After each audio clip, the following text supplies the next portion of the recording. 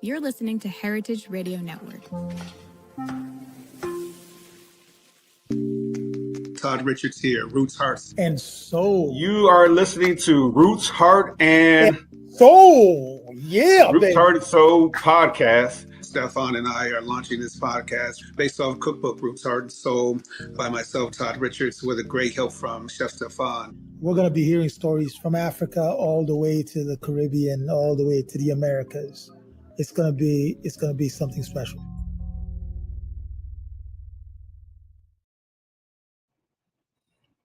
What's up, buddy? Hey, sir. You know what I love about the intro so much is that you say it's going to be special. Like you just come out and just tell everybody what it is about Roots, Heart, and Soul. Yes, Roots, Heart, and Soul. But it is special, bro. I have to tell you. This one. This has been one of the best projects that I've undertaken, and doing it with you has been nothing but a pleasure, man. Yes. Doing it with my best friend, my brother, my business partner. I couldn't ask for anything else. So what the hell? It is special. It is special. Roots, Heart, Soul podcast. Todd, Chef Todd Richards, of course, the great Chef Stephan on Heritage Radio Network. And I'm going to be the first one to say I am so proud that it is my birthday week. And it is Leo season. It is Leo season. We have turned up and showed out already since the 23rd of July. So what's going on, my friend? You know how we're going to have to celebrate this, right? Oh, man, dude. Because this week is your birthday week. Correct. At the end of the month is my birthday week. Yes. Then I'm coming to Atlanta to work to do some things with you. We're not going to announce it yet, but it's coming. Right. Yeah, but we get to actually record live and in person as well. So that's going to be great. Exactly. So it's going to be a beautiful celebration. A whole month. A beautiful month with some celebration, because my son is also getting married. Oh, congratulations! So look at Big Pop over here, right? And then we're gonna have to pop a couple of rum bottle, whiskey bottles, all kinds of bottles. I mean, pop a couple. Okay, you know, we both been in and out, seeing our doctors as we get into our elder years here. But the doctor asked, not the doctor, the nurse practitioner said, "What's your blood type?" I said it's 100 proof. So he said, "That's not what I meant." Well, I said, "That's not what you meant, but that's what I know." So, I mean, life is grand, life is good, So, let's bro, going. To get into this conversation, right, and to introduce this amazing. I still call him young chef because he's younger than us. Yes. To introduce this young chef that I have been following for a while. Right. And the work that he does is, if you put amazing next to it, right, it wouldn't do it justice. Okay. It wouldn't do his work justice. Right. And even better to talk to him because of the work he's been doing, because his work is Michelin star level shit. Excuse my friend. Right. Okay. And this article that came out of the New York Times that you and I discussed with Colleen. Correct. That somehow Caribbean cuisine and the price point that was associated with it from this brand new restaurant from New York, restaurant Kabawa. We'll have to get together with the chef owner as well. The value doesn't seem there, and it took someone like David Chang to say, no, Caribbean cuisine is right around the corner, and y'all better get ready for it. And full disclosure though, that this is a David Chang restaurant as well. I mean, he is the the owner. Yes, he is. Yes, he is. And he was saying that. He was saying that. Yeah. He was saying that very honestly. But his and he was saying it very honestly. And the reason why he believes so much in it, yes, it's his restaurant. Is part of it is it's a David Chang restaurant. But I think to say that Caribbean cuisine is right around the corner is a fallacy in itself. Wow. So you ready? I think Caribbean is right in the corner. Or maybe even create the corner. How about that? How about that? So, right. So without further ado, let me have the pleasure of introducing this amazing chef, amazing young man. We have had the pleasure of being friends for a while. We've talked on the phone multiple times. He does have a cookbook out, by the way. Oh, all right. Even better. That we will need to talk about. Yes. Most definitely. So without further ado, Chef Jason Howard, welcome to Roots, Heart, and Soul. Hey guys, thanks for having me. Chef Todd, Chef Stephan. Yeah. It's great to be here. I have a conversation with my peers. No mind. Don't bother you keep calling me young man. I'm just as cool as you. All right. Hey, well, first of all, we appreciate you staying up a little bit later than we are. It's 7:00 here on the East Coast, and I believe you're at midnight right now. So yeah. So but this is the time when you can catch me prowling. This is the time you can catch me getting to do some work that the kids are asleep. And inside is just quiet. So there's the time that basically the juices start flowing. So no issue for me at all. All right, beautiful. Well, welcome, man. Welcome. It's a pleasure to have you. I am a big fan of your work. I'm a big, some people say you don't get starstruck when you're in the culinary world. This brother right here, man, is a superstar. By any means, I don't think I am. Trust me, I do not think I am. By any word of the definition. And I'm going to tell you what, he's humble, and he's one of the humblest guy I've met. But his talent is undeniable, and the stuff that he does, taking Caribbean cuisine and taking it to that level, is to be talked about. And I think absolutely. I think it's not talked about enough. And it took a David Chang. I mean, it's ironic that it took a David Chang with a Caribbean brother to put a restaurant together for Caribbeans to start being in the conversation. Well, I totally understand that, but I agree with what Chef Todd said earlier. It's within his interest to say that as well. And it is, as you say, Stephen, it is a shame that it took him to mention it, but also, it comes full circle, as even here in the UK, it takes certain people to mention certain restaurants for them to get accolades as well. But again, for me, it's, as he said, Caribbean cuisine is right around the corner. I don't think it's right around the corner. I think from being within London and stuff, I think there's a lot of Michelin star chefs that are searching for new flavors. And if we as Caribbean chefs do not utilize our flavors, they're going to take them. They're starting to head towards things like plantain, things like okra. They're starting to pick at them. They're starting to see different flavors and stuff, and they will start utilizing them as well. So for me, I think we as Caribbean chefs have a culinary, have cuisines that have so much culinary ammunition, like so much different ways to do things and so much different ways to examine, explore. We barely scratched the surface. And I think what we look at is not food from our past so much, but food from the last 20 years, or I say last 30 years. But when we dig a little bit deeper, we're going to unearth so much different things about Caribbean cuisine. And that is what, for me, excites me to know that there's so much different things for us to explore and create, and new things for us to bring to the market. And that is where I feel we will gain that traction within Caribbean cuisine when we dig a little bit deeper into our culture as well. So before we get into deeper in this conversation, go ahead. Let me have the pleasure of introducing this brother. Mm-hmm.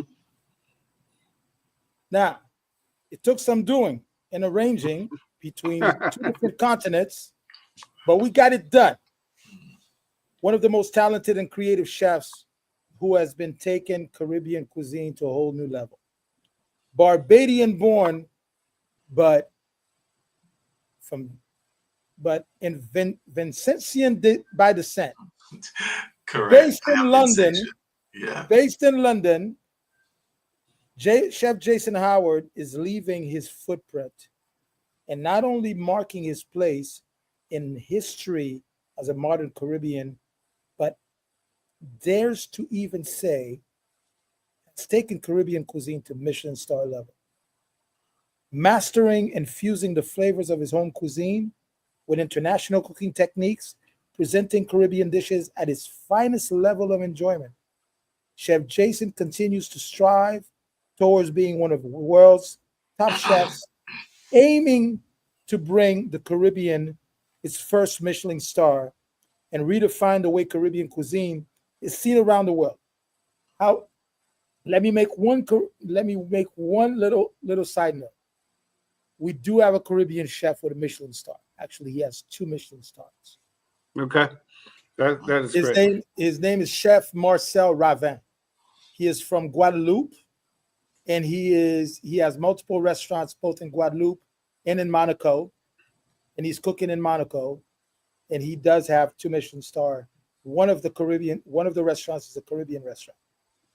So, which is a beautiful thing. But we need more of that. Absolutely, Stephan. It's my first question, just from the American side, being a kid from the South Side of Chicago, who grew up in this, grew up in this industry, and the more, like we talked to Colleen last week, this article that came out, and now having Chef Jason here. The landscape or the lens that people look at us on the surface by skin tone might say that, and it does say that, American Black food is considered soul, regardless of the different regions in which we come from, the different terroir in which the food is grown, and the different areas in which we all live. And I am trying to understand, is that the same for the Caribbean? As I see that there are so many different islands, places, and that it gets lumped into one thing. And on the surface, everyone's going to say Caribbean. And I would probably guarantee that 75% of our listeners right now will say jerk chicken, right? Yep. They would say jerk chicken, They might say rice and peas, and anything beyond that, if they have not flown to those areas, they would not know anything besides that.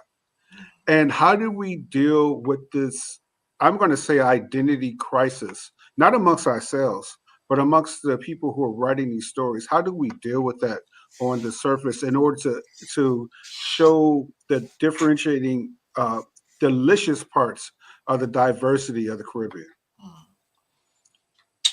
For me, to be honest, I call it the cool running effects. See, you may sound better. Where everyone thinks that all the food from the Caribbean is just hot or spicy or abrasive, or it's just cooked till it's dead and dead again.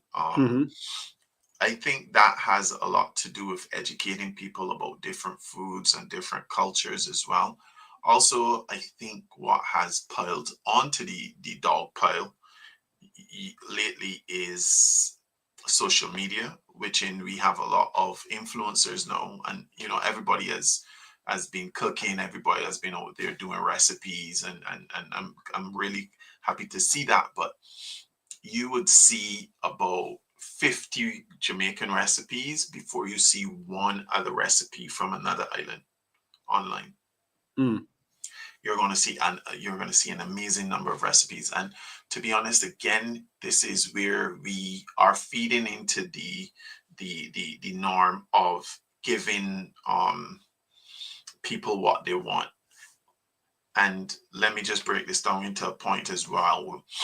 Let's say about 10 years ago in Barbados, it was very, very heavy that when tourists come to the island, you give them what they want. They come from England, you're giving them baked beans, you're giving them sausage and mash, you're giving them all of this English stuff when they have come to Caribbean, and you're not giving them the culture. And a part of the culture is the food as well. If you taste it, you don't like it, fair enough. But you're not giving them that culture, and they want to eat what they eat at home. And we've gotten into this whole cycle of just doing what the guests want. Yes, fair enough, it's what the guests want. But if we cut that off as well, or we cut that off on social media and within the hotels, we then get more quality of tourists coming into the island that actually wants to submerge themselves in the food, the culture, everything. And that is where you get people spending more money than sitting in all-inclusive hotels. And I don't want to digress from any point either. But let's go back to social media. Social media, again, is what people want to see. They want to eat more spicy food. They want to eat. They think Jamaican is everything. So I'm going to place a bet that 75% of your listeners, if they want to look up a Caribbean recipe and they have to pin it on an island, they say Jamaican jerk chicken, Jamaican curry goat, Jamaican rice and peas. And even though one of these things that I say, rice and peas, is not Caribbean, we don't go rice in Caribbean. Right. Absolutely. Correct. So for me, it's something from outside the Caribbean, but it is pinned on us because that is something we eat a lot. But again, for me, I think it's more social media driven. It's more out there, I think. So I think we from the Caribbean islands need to represent as well and push our food out there. And to be honest, I would say after Jamaica, the next island I see pushing a lot of dishes and a lot of culture and a lot of food out there is Haiti. And I must say, I see more Haitian recipes coming out. I see more Haitian food going on. So, and I really, really love that. And for me, I think that is something that needs to flip the norm on its head. Don't let Stephan's head get any bigger by No, you saying no. that Haiti. well, listen. I'm stroking my beard. You know what that means, right? Right. I'm stroking my beard. You know what that means. Right. But just a side note. As a matter of fact, Chef Jason, Haiti produced a ton of rice until Clinton's and his Arkansas thing completely destroyed the rice production in Haiti with his cheap rice that came to Haiti. But actually, Haiti was producing enough rice for the whole island, both Dominican Republic and Haiti at one time or another. It's so important what you're saying. 14 years ago, we were dealing with the same situation in Haiti. First of all, when I walk into an establishment, a hotel or a restaurant, there was nowhere to be found a Haitian chef. 90%, 95% of all establishments, hotels, French chef, or a chef from somewhere else, restaurants, the same thing. And the conversation as well is most of these establishments were selling something other than Haitian cuisine, other than the culture. they were selling something else. They wanted to please everybody. They have to have burgers and tacos and whatever else. And it wasn't until we started this movement in Haiti and we started the festival that we started to see a change. We started to push the narrative that every establishment, especially during the festival, had to promote, feature local ingredient and local cuisine. And the shift started to change a little bit. It's still a little iffy still after 14 years, but we've seen some change. But whose responsibility is that? I mean, whose responsibility is that in saying that my island is the best? You know, just like with Gregory Collier, and what they were doing with Bayhaven, and he had city, versus city versus city. Excuse me. It seemed like there was some pride being developed in that, but I mean, I understand from the island standpoint, there is pride.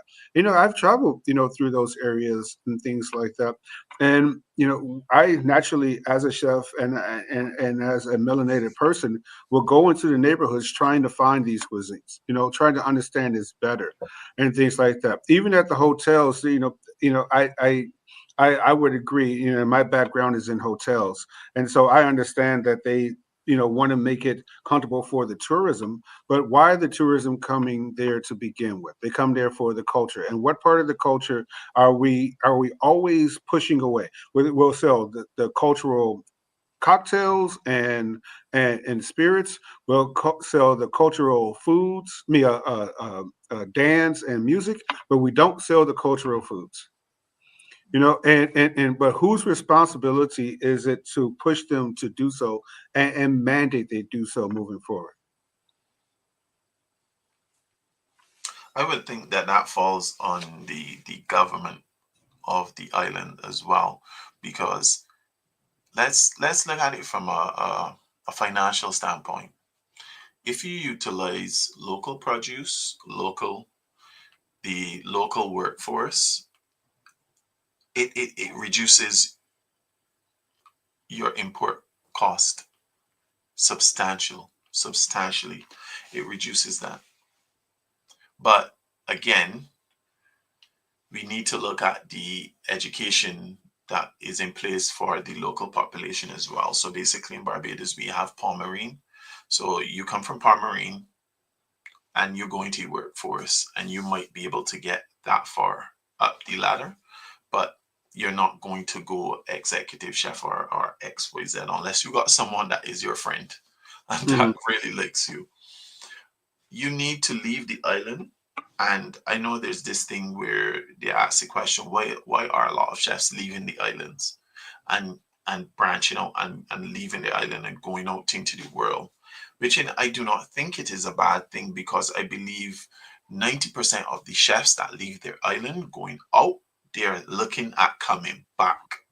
Yeah.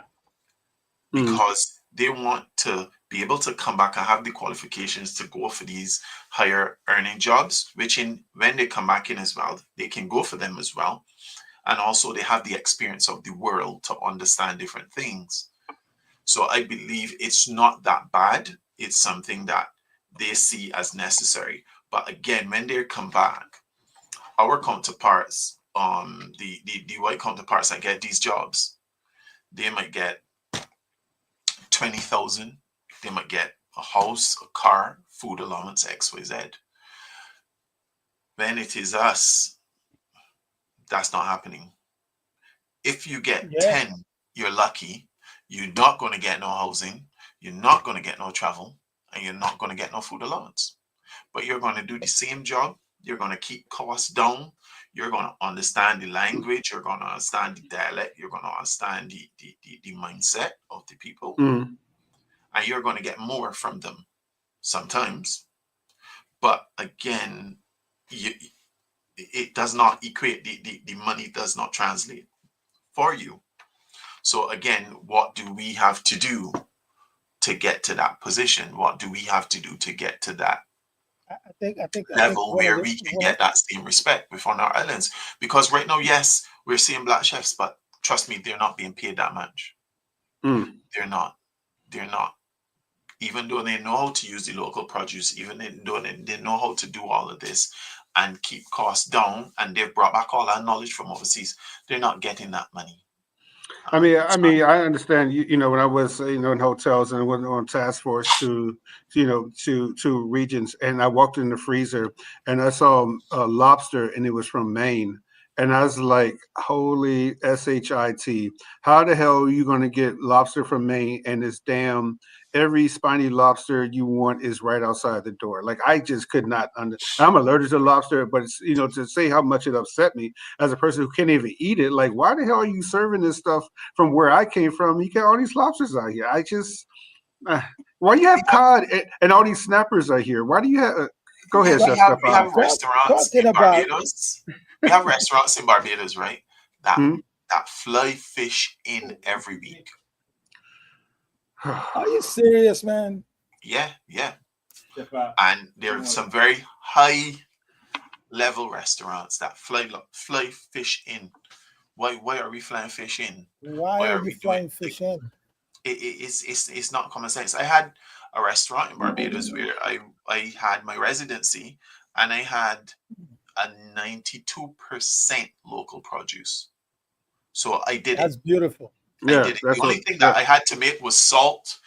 Sugar. We were using salt, that's sugar, beautiful. certain things. That's beautiful. Again, it can be done. I've shown that it can be done. Oh, absolutely, it can be done.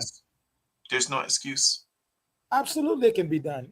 Chef David Destinobo, who's my business partner and one of my best friends as well. We thrive on saying that we use 95% local products in from the island. I was looking at a post or a video that Chef Simeon Hall posted where he's talking about lobster season. You should see the size of these spiny lobsters that he's posting about. And I think one of the wonderful things that needs to happen and needs to continue happening is for Chef Jason Howard, Chef Simeon Hall, to be not only the advocates of their local Caribbean cuisine, okay, but they're also ambassadors for the whole Caribbean islands, which is beautiful. They when Simeon Hall is talking, he's talking about the Bahamas. When Jason is talking, he's talking about Barbados. When I'm talking about Haiti. But we're also talking for the Caribbean as well. And when we all come together, imagine an event with Chef Jason Howard, Chef Sean Benjamin from St. Lucia, Chef Simeon Hall in one event. Do you see the amount of flavors that are that be coming out of that damn kitchen? I already know there's going to be a conch battle, because the last time you and Simeon got on here, we had a whole script, and you guys diverse. You guys went away from the script. That we're going to talk about and spend 15 minutes about whose conch was better. So I can only imagine what that conversation. I think Simeon is a force to be reckoned with, as he says. Yeah. He always tells me he is a disruptive thinker, and I must thank him as well, because he's who got me on the show on the Caribbean Cookout, and I won the Emmy for the episode that I was on. So I actually won one as well. So it was really, really cool. So I love working with him and stuff, and I think he has really good energy. And he as Stephan said, he really pushes the Bahamas, but indirectly as well, he's pushing the Caribbean. He wants to see us go forward. He wants to see us get the recognition we deserve. But also, I must say, like, there's so much to uncover when it comes to Caribbean cuisine, and I must tell you, there are dishes that, if they're recreated and they're done step by step the correct way, they can rival any French dish. Anything we touch and we inject our flavor into it just dynamically changes into something beautiful. So here's my next question. Right after what you just said, why is it that we are still not today getting the seat at the table when it comes to world cuisines, when it comes to, I mean, listen, it doesn't matter where you go in the Caribbean, you're going to have a culinary experience like no other. I've been to Barbados at least 3 times. One of the biggest experience I've ever had the pleasure of having. They took me to a fish fry. Mm. So there's a place in Barbados where on the weekends, I think they do fish fry, all kinds of fish. And the funniest part is they also play country music over there. I'm not sure about that one, man. I'm not sure about that one. Jason will have if it's good enough to elaborate on that one for me. No, they don't play country music. They don't. If it's good enough for Beyonce, it's good enough for me. Damn it! So who just had the largest grossing world tour of country music? It's good enough for her. It's good enough for me. But go ahead, Stephan. Yeah. Jason will have to elaborate on that one. But other than that, man, the experience of a fish fry, man, right by the water, a bunch of different huts, and they're all cooking different kind of fish.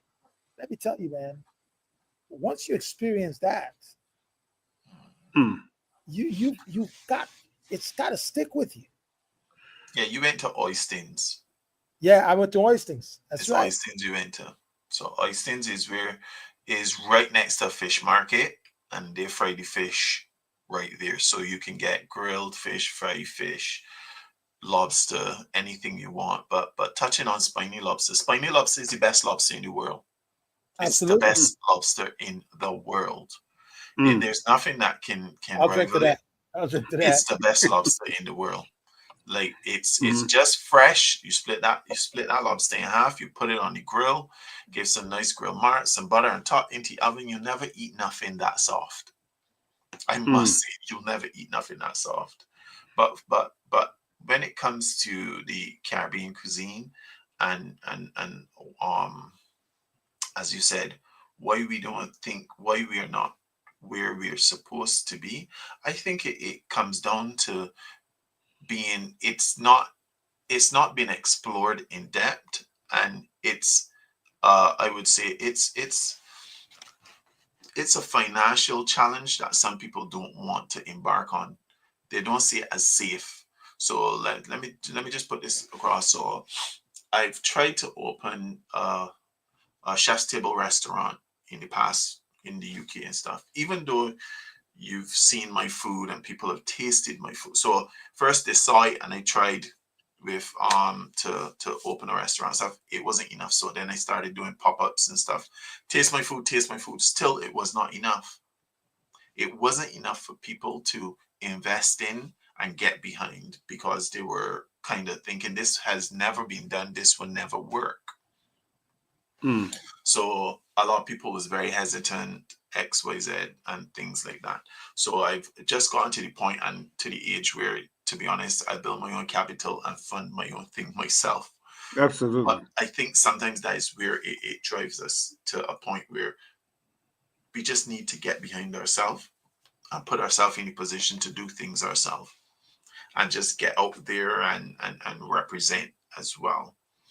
But for Caribbean cuisine, for it to get where it is, because sometimes we can be our worst enemies, because some people see my food and they be like, where's the rest of the food? Why would I want to eat this? I want to eat, and for me, my answer is always the same.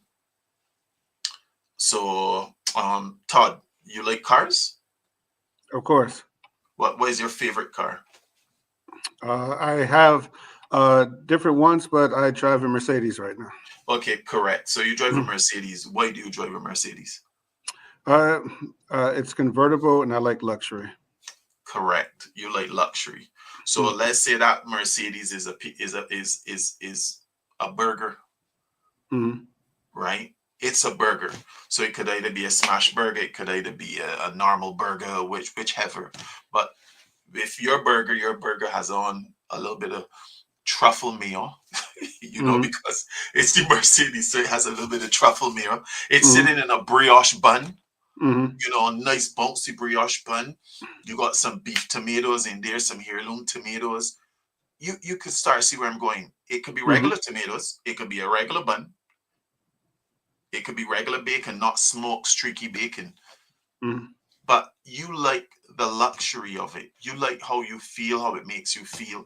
It gets you from point A to point B, which is full in your stomach, if we're talking about food.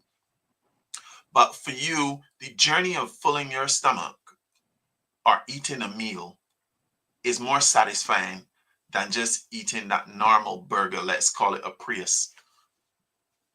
Yeah, I mean, even to what the ground is, the core of what that sandwich is, as the burger.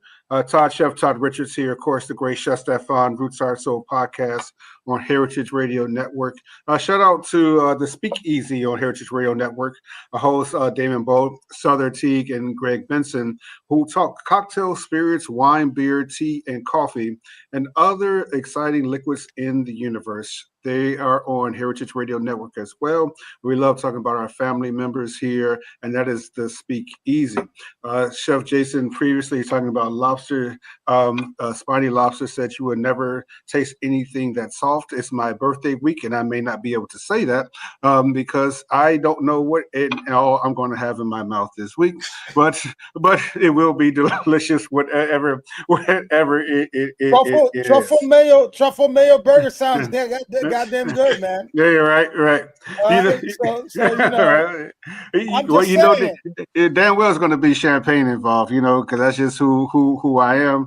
But let's get down, Stephan. Let's get down to the core of what we're talking about here. When we gave everyone here just a really great overview of the topic. But most poignantly, in the New York Times article, it was questioning whether you can charge a price that is equal in representation to French and Japanese cuisine. And I was able to put American Steakhouse in there.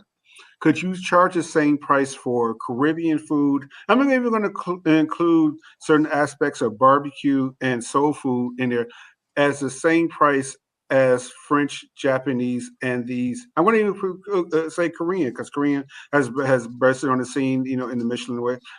Why do we have to have such a price difference in these foods, knowing that the core of these ingredients are basically the same?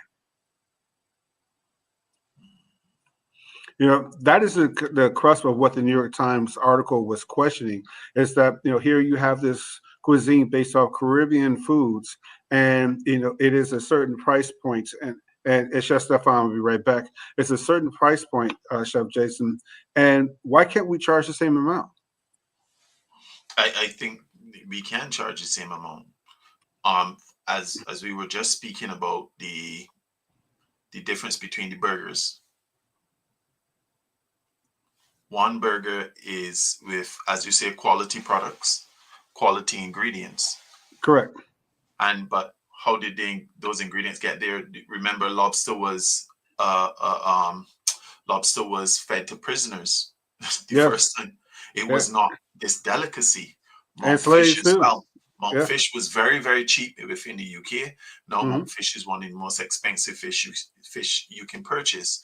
So how are these getting that way? They're getting that way because of to be honest, of the they're getting that way because of people more required, and people more want to taste them, people more want to see them. So again, let's look at oxtail. Remember, oxtail used to be this cheap ingredient. $2 a pound. $2-3 a pound, right? No, oxtail is one of the most expensive things you can. Let me tell you this, Jess. I was in Publix grocery store just this last week, right? And I almost passed out in at the meat aisle. Lamb was $8.75 for lamb T-bones, and oxtails was $18 a pound. And I said, long live the damn ox. I mean, Correct. $18 a pound. I mean, and just basic food costs. If we paid that, right, you're talking about $100 dish at $18 a pound. Correct. When you do the math, you are looking at a very, very expensive dish. So for me as well, too, you can also look at saltfish. Saltfish price has actually skyrocketed. It's gone up more than 50%. And this is because of the popularity of these dishes. The popularity of these dishes have gone sky high, phenomenal. So when it comes to the interpretation of a chef of a dish, where he actually puts thought into a dish, bringing you a different texture, bringing you a different flavor, bringing you a different understanding of his heritage to a plate within an amazing aesthetic of a restaurant, aesthetic plates, service, etc. And this is one of the things that I believe in. When I did my restaurant in Barbados, I put a question to my F&B manager, and I told him a challenge. I told him, I want you to design a different type of service for me. If you get what I'm coming, but he did not understand. He was like, "What do you mean service? Like, we have a service model that is based off of French standards." And I was like, "Do you think it's based off of French standards?" He was like, "Yes, but do you know that sometimes the French don't eat salad after soup?" Right.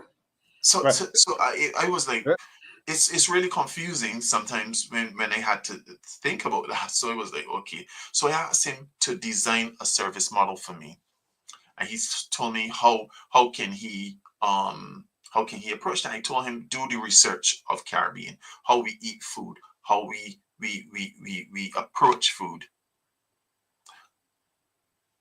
Me and him worked about a month together. We had something which I will still keep to myself for now, but that is what we were building to add to the experience of this food that we were producing.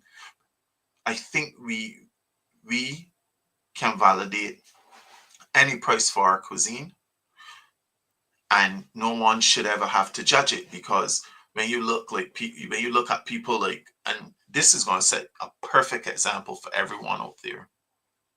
It wasn't ridiculous, right?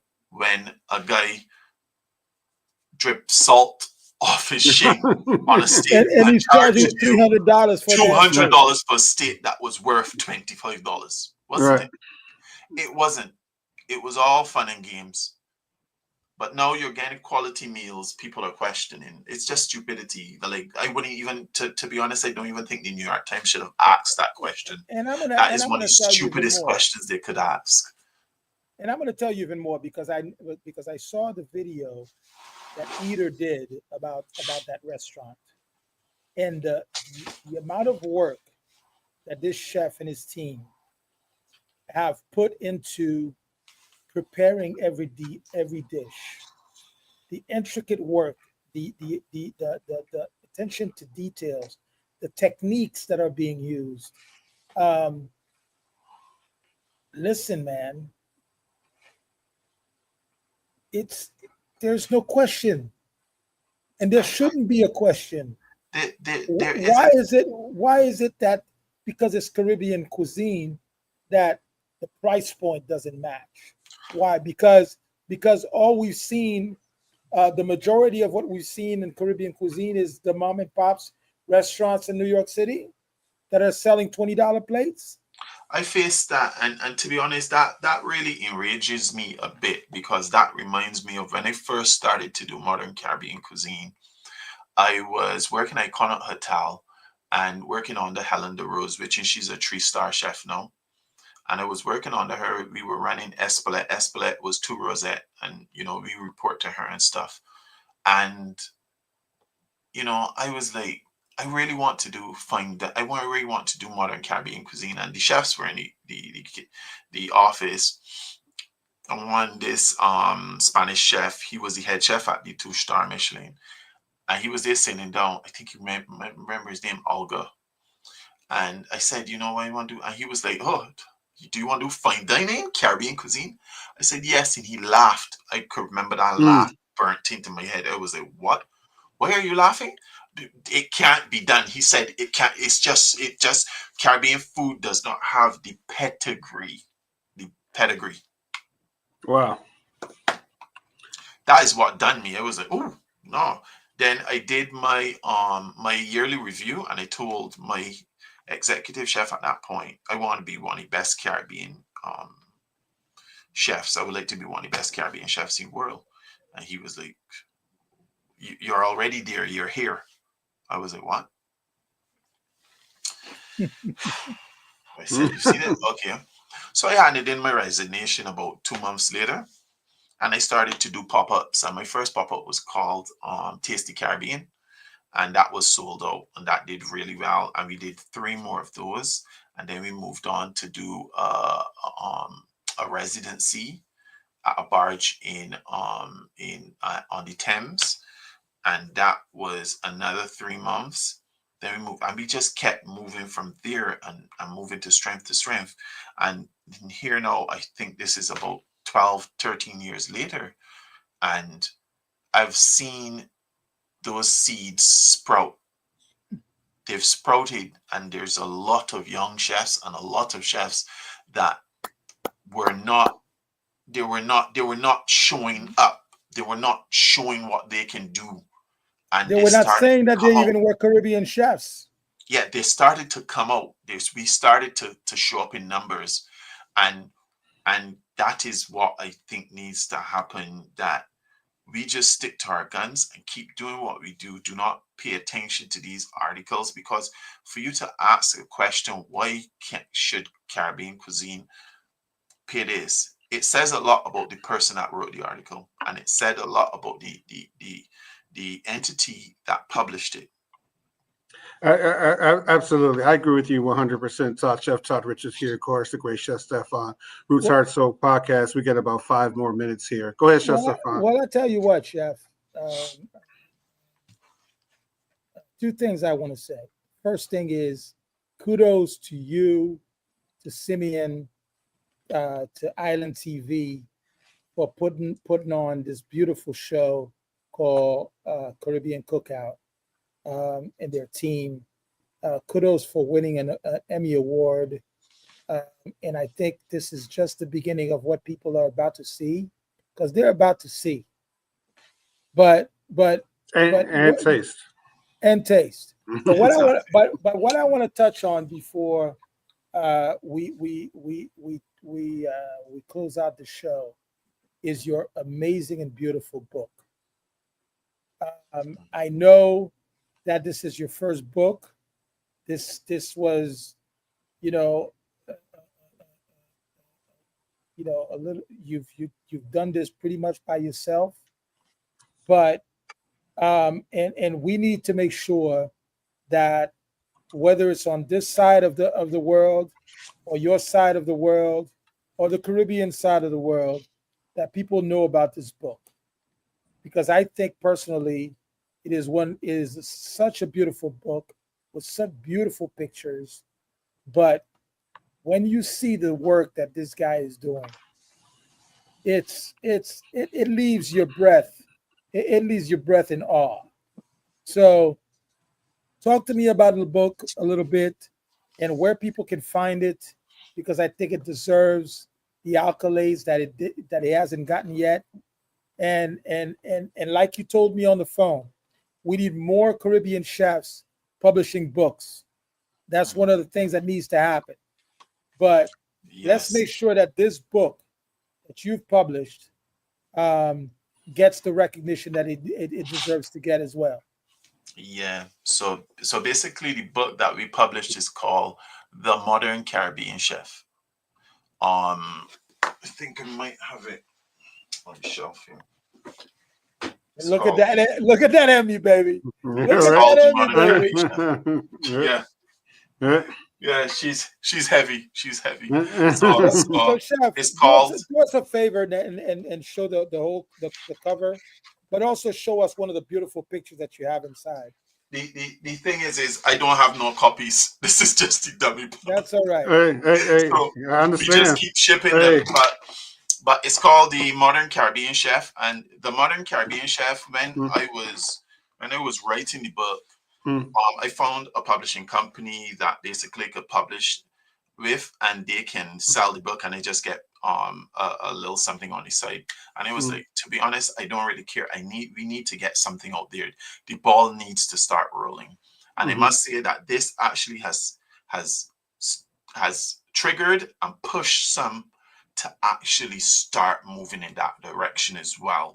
And that, for me, I feel really happy to see that. But with this book, when I was writing this book, I keep saying the Modern Caribbean Chef, the Modern Caribbean Chef, and it was supposed to be the Modern Caribbean Chef, Jason Howard. And I was like, I feel this is a bit too bullish to say the Modern Caribbean Chef, Jason Howard.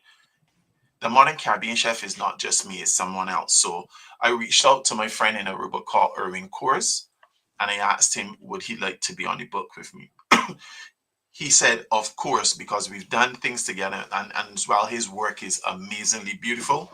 And on the book, that is his dish. Wow. It's not about me. It's about what represents us more. And he jumped on, and we did what we could with the layout that the publishers had given us, and we published something that represents Caribbean cuisine in a different light, because every book we see is a mess on a plate. It's something to show people, this is easy, you can do it at home. Fair enough, we understand that. Yes, we want our cuisine to be loved, but there's another side of our cuisine that has been hidden for so long that we can tap into as well and show the world this is the other side. And this is where it starts. This is actually where it starts, because at the end of the day, we have to build, as we put here, those pillars, the pillars. And this book is not the last. This is a volume book. So the Modern Caribbean Chef will be with 2 other chefs from different islands. It's not with me. Well, I tell you what, I've got a chef. I've got a young chef from you. I've got a young chef for you from Haiti. He goes by Cuisine King. He's a young Haitian chef who is doing modern Haitian cuisine at that level. And I think he would be perfect to work with you and to meet you as well, because I think his stuff is downright amazing. He is absolutely inspiring, taking Haitian inspired cuisine, inspired flavors, and really doing it in a totally modern way at the Michelin star level. I think he'll be a good collaborator for you. Yeah. So that is what we're looking at. I've put in the books into volumes, not just focusing on one individual. It's not about one individual, it's all of us. And when we have volumes, then we have an encyclopedia of chefs showing these younger chefs, this is what you can do as well. And a lot of chefs are seeing these books and saying, Chef, I've been looking for inspiration. I've been looking for this. I've been looking for, and they're finding it. So I think that is how we will move forward. And I think I was in a group once on, that Clubhouse app, and just to finish with this, and they had me in the group, and they were like, oh, we have Jason Howard here, he will talk, and I let everyone talk, and I keep hearing this same thing over and over from these chefs. It's all about what they can do for them. Oh, this is me, this is what I want for me, this is what I want for me. Yes, we know what you want for you, but it is how you can become so the cornerstone that someone else can stand on that podium to lift that trophy high. Can you be a stone for that? Are you happy to say it? If you do not make it, will you be that cornerstone to build that podium to lift others up? And if you are, if you are that cornerstone, you might not hold the trophy, but you will always be up there with them. And that is, for me, I tend to say, you know what, I don't mind if I don't get the star. I don't mind if I don't get XYZ. But at the end of the day, if I can inspire others to push and they do that, and I can see it happen, I'm a happy duck. I'm a happy man. Chef, I have to say this from the bottom of my heart, man. I love you, brother. You talk my language. You talk Chef Todd's language. Chef Todd always says it's not being a king is a beautiful thing. Being a kingmaker is even more of a beautiful thing. And I'm going to tell you, the way you talk, the way you express what you just said garners even more respect from me than you will ever know. Because if we don't have that mentality, and this is whether this is as Caribbean chefs or as Black and brown chefs, if we do not have that mentality, we are still going to run behind our counterparts. I always say, Stephan, that I cannot tell my story without telling your story first. And, when you think about it from a chef standpoint, I can't tell my story as a chef if I don't talk about the farmers, the ranchers, the fishers first. I cannot talk about the person who if I don't talk about the person who pulled the rice out of the soil first, I can't tell my story. It's disingenuous. I didn't grow all this stuff. I didn't create all this stuff. I didn't do all this stuff. I just took it and found my own way to tell my story through it. But if I'm not telling that story, then I'm doing everyone an injustice, and it's all fabricated. Chef Stephan, go ahead and take us out of here, my friend. You know what time it is. Jason, before we close out, let people know where they can follow you, where they can see your beautiful work, where they can get the cookbook. Please let them know very quickly Of course. how they can connect with you as well. And then, you and I are going to have a backstage conversation about what you just said, because you've got my juices flowing in my excitement, even going more at 100 miles an hour right now, bro. No, thank you, Chef. Guys, you can follow me on any social media platform at Chef Jason Howard. Straight through, all of my social media is just one name, Chef Jason Howard. Also the book, The Modern Caribbean Chef, you can find it on Found Us. That is found found.us. It's available in the US, Australia, Canada, and the UK. Other countries, not as yet, but you can find the book on those platforms, and these guys will just ship it to you. So just go out, look for the book, and get inspired. And thanks again. Well, ladies and gentlemen, another episode number 40. Yes, indeed. Big 40. Big 40. Chef Todd, I can't, happy birthday, man. We're going to celebrate your birthday all week, brother. Don't do nothing I won't do. I'm not sure how high or low that bar is. But that bar is very low. Anyways, ladies and gentlemen, I want to thank you. I want to thank you for joining us. I want to thank Chef Jason Howard for coming on board and talk about Caribbean cuisine. I think you've heard it here. I think we need to have a conversation with David Chang and his chef partner at Kabawa. So I'm putting it out there. Thank you for joining us. If you want to support us, if you like what we do, please subscribe to our YouTube channel, share our post, and give us a like. We would appreciate it from the bottom of our heart. See you next Tuesday. See everyone next Tuesday. And as always, you're listening to Roots Heart Soul Podcast on Heritage Radio Network. Chef Jay, thank you, my brother. And thank